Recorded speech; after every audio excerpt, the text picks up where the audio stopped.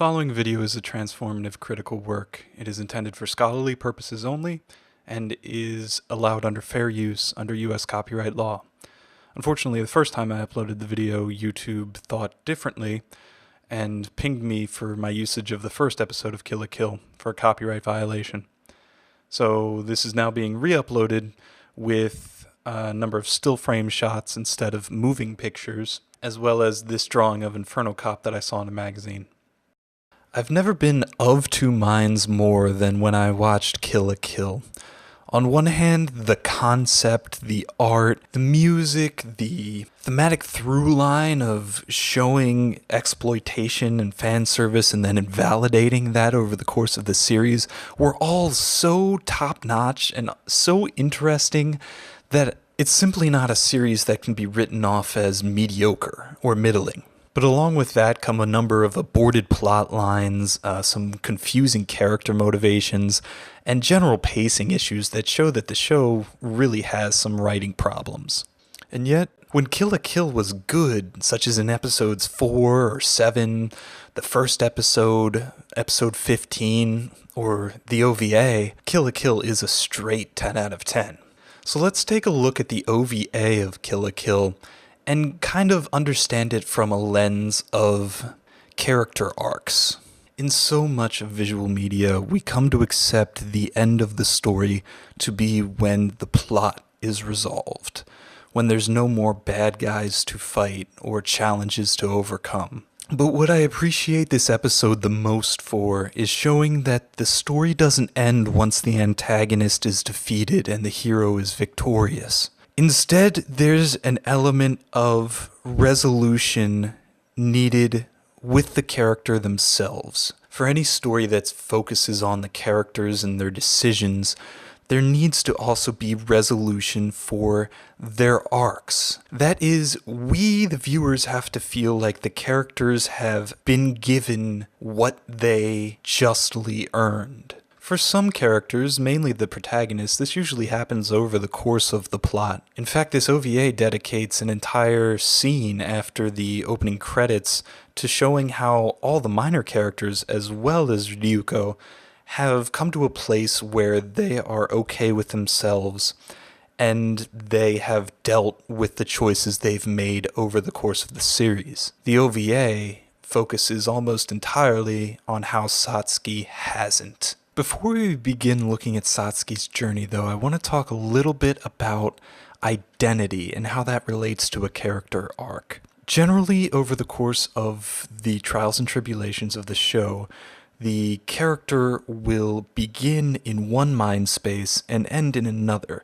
For example, Ryuko, at the start of the show, identifies as someone who is concerned about her father's death, and the identity she shapes for herself revolves almost entirely around the revenge she wants to extract for that event. Now, over the course of the series, of course, she discovers that she doesn't identify as someone bent on revenge, but instead identifies as someone who is fighting to protect her friends and her loved ones, and that she does, in fact, care about them, and identifies herself by her relationships with them. Satsuki, on the other hand, is single-minded in her pursuit over the 24 episodes of Kill la Kill of demolishing her mother's goals and simply stopping her. Everything we know about Satsuki is informed by her performance to get at these goals. The question the OVA asks is what parts of Satsuki's performance over the 24 preceding episodes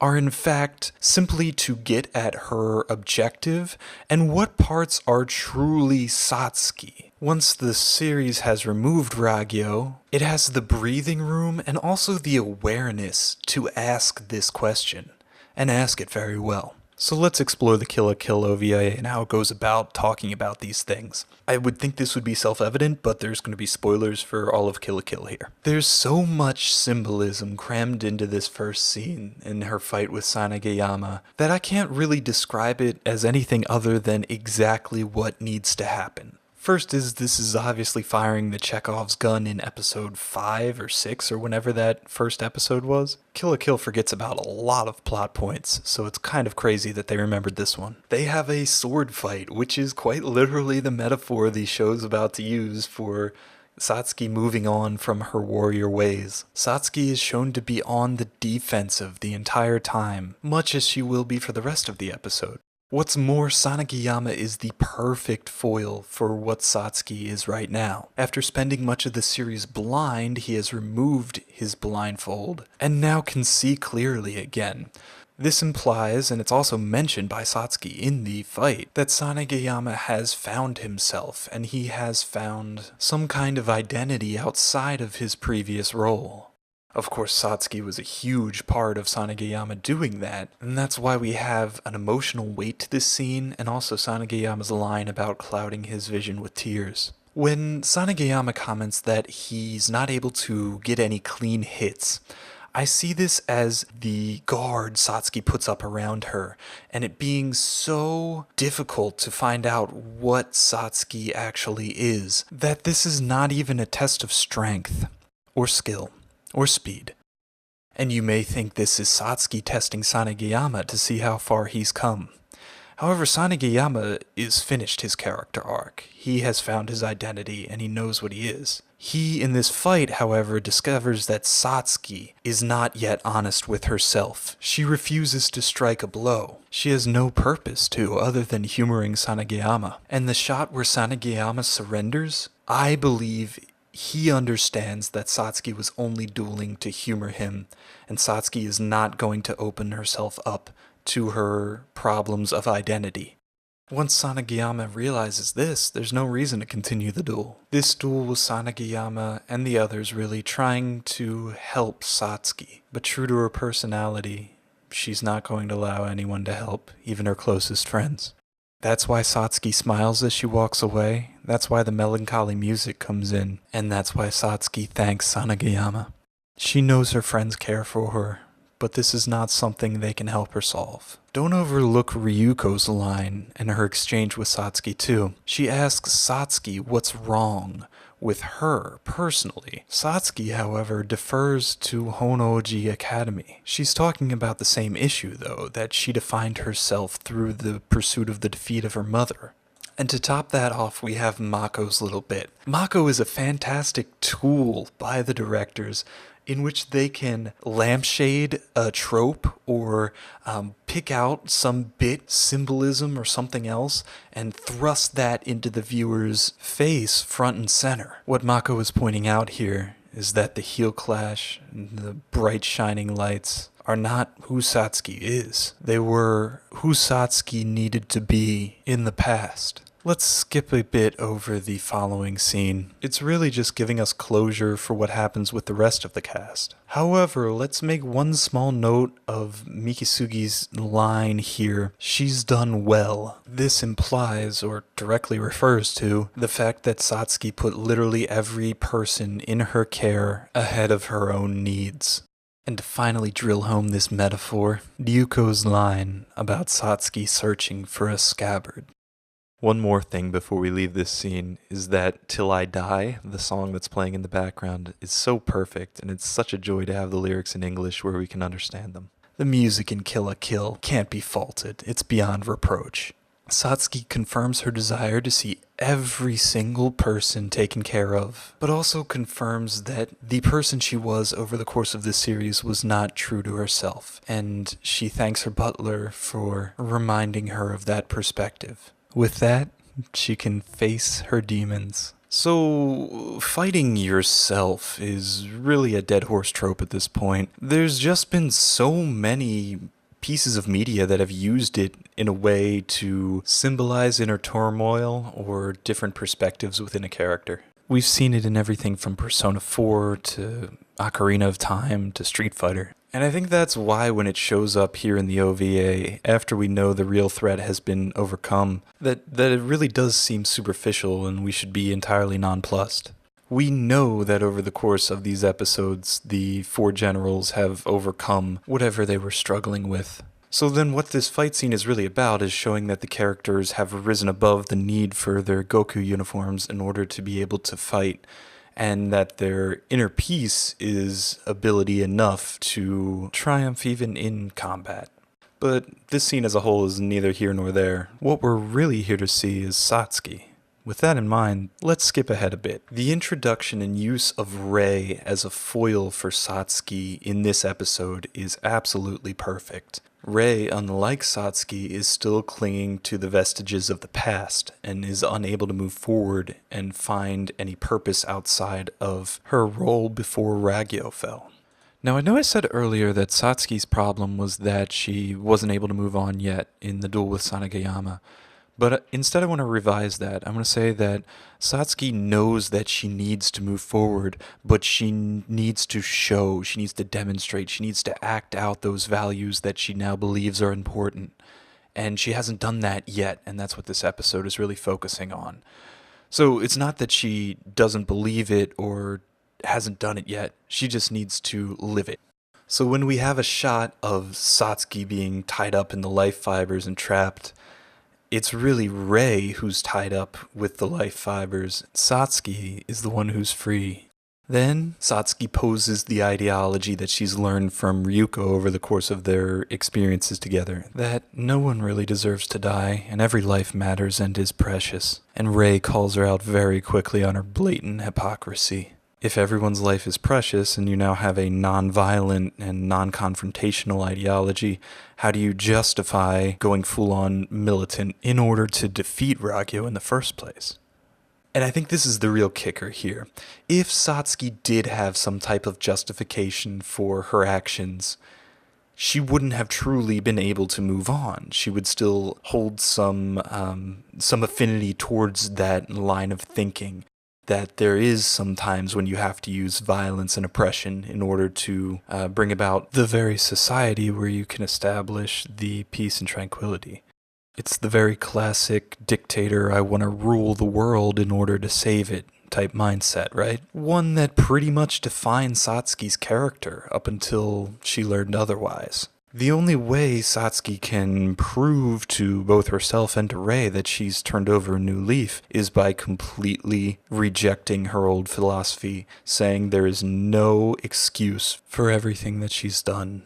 The ends do not justify the means, and she was wrong. This is necessarily the ultimate act of humility. It's complete and total absolution, and it removes the onus from Satsuki and puts it onto Rei. Rei can then follow the path of revenge and become a person similar to what Yuko was earlier in the series, or she can accept and internalize Satsuki and by extension Ryuko and Mako's values. I want to pause here and stop talking about how the show goes about exploring these ideas and instead really talk about the inherent value of resolving a character arc by discovering this type of theme. What I want to talk about here is specifically the triumph of grace. And in the very same way that Ryuko learns from living with Mako and her family, Satsuki learned from Ryuko over the course of the series, and is now manifesting that as a new character, divorced from her past decisions. So too does every magical girl or similar show. Our entire database is built on this idea. It's preeminent, it's powerful, and it's the most perfect paradoxical solution. And for the types of people that are willing to believe it, it's the ultimate answer. Because nonviolence and compassion and understanding each other are ultimately the values established by Kill la Kill, I can't help but read it in exactly the same way I'd read another magical girl show. And much like a million other magical girl villains before her, Rei denies the value of grace, instead choosing to see Satsuki's admission of accepting punishment as the ultimate hubris. And in a very not too subtle sequence, Trigger puts that back in our face by having Rei parrot back almost the same exact manifesto that Satsuki gave earlier in the show. The next scene's a flashback on Rei's origin story, and what we really want to take away from this is the complete identity that we've come to know as Rei was simply made up and established by Ragyo, and it's simply what Rei's been living with for 20 years. It is a purpose and an identity and a direction for her, and it would make sense too that it becomes super personal and all-consuming in that regard, that to abandon the ideas that Ragyo implanted upon her is to abandon the very persona that she identifies as what she is. And that's the crux of the issue here, and that's why it makes it so emotional and trying, and such an impossible thing for the character to do, is because it's asking you to throw away what you are and what you describe yourself as to become something else and something more. It's hard enough to tell someone that something they believe in is wrong, but to come along and say that the very essence of what someone defines themselves as is incorrect, that you in your very essence are nothing more than a random whim that someone else created. How can that be anything other than hubris? I've used the word ultimate a bit already, but it really is the ultimate trial. A trial of self-actualization. Can you look up and acknowledge that the sky you saw every day was merely a skybox? And what would it take to convince you? I suppose this becomes a bit personal. Maybe you don't like questions like that. These are my favorite types of internal character conflicts. I'm reminded of Fisheye in Sailor Moon Supers, Felicia in Sound of the Sky. Even the shows that I've recommended, Flowers of Evil, Little Witch Academia even, they're all about this very conundrum. What if a character is shaken to their very core? What if the way the character sees the world is incomplete? How existentially terrifying. So the interesting part about the action in this episode is how Trigger manages to put that theme into the plot and situations that we know and understand. And I think the action scene here is pretty good at doing that. Using the perception of the four divas, Satsuki, and their past selves as opponents gets them to challenge themselves and demonstrate their growth to us. And there's this element of what Little Karibo once called in Yu-Gi-Oh! The Abridged series, Care Bear bullshit. And that is just the ideals triumphing over the clearly logical physical combat. And if it's not something that's really well established by the show or hadn't been talked about over the course of Kill la Kill in the 24 episodes, then yeah, it would come across as disingenuous. However, the show does go there. It goes there many times and explores that in Ryuko and contrasts it against Satsuki and the divas themselves, so it feels entirely earned when the Care Bear bullshit does swing the day. I mean, these characters have completed their arc, right? So the action happens, but that's not really the finale, because Rei hasn't changed her mind. She's just witnessed the fact that this change can have actual effects, tangible effects. The emotional climax, the real kicker, is when Satsuki confronts Rei about clinging on to the past and enables her to go outside her identity. It's not even so much the acceptance of the triumph of grace. It is instead, once you understand it, then you can share it with other people around you, and you feel the desire to share it. That's the catch-22 of grace, and it's the completion to Satsuki's character arc. You have the audacity to challenge the very identity of another person because you honestly believe that it will help them, because you've been there. And you understand what it means to not have that mindset, and you don't want that person stuck where you were. Satsuki, true to her word, does not dodge Rei's attack. She would have died had Rei actually wanted to kill her. The fact that Rei does not strike a fatal blow shows she is not entirely convinced of Ragyo's methods. There is room for her to accept the ideology of Mako, of Ryuko, of Satsuki, and of Kill la Kill. And because she does that, Satsuki then has no choice. She's gambled on Rei's inner strength, and she's won. But here's the paradoxical thing. Satsuki didn't gamble, because grace is its own self-fulfilling prophecy. The mere fact of Satsuki believing in these values is what allows Rei to be affected by them and have that space to accept them. Grace is a virus that spreads from one character to another as soon as they lay down their burdens and take down their barriers. It's not something that can be forced upon somebody, and that's Satsuki's ultimate contradiction. But there's the other paradox of grace. It wipes away any conflict in the past. Satsuki's finally proven that she's accepted an identity where the sins of the past don't define her.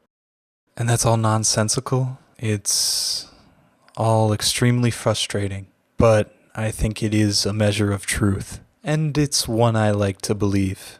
The climatic scene here is almost exactly the climatic scene from the 200th episode of Sailor Moon, and it's done almost as well as that episode too. The light shining from behind Satsuki, the cracking of Rei's glasses symbolizing the cracking of her old identity, and the metaphor of sheathing a blade. Satsuki, much like her little sister, discovers a new identity over the course of the series, but it's only in the OVA that she finally manifests it to its fullness. And I can't help be enchanted, not only by the way that Trigger goes about expressing this, but also by the everlasting and resonant hope of that message. We are all, after all, only who we define ourselves as and who we choose to be. But we're never too far gone, too hypocritical, or too invested in what we did in the past to be able to leave that all behind and carry on with a new identity.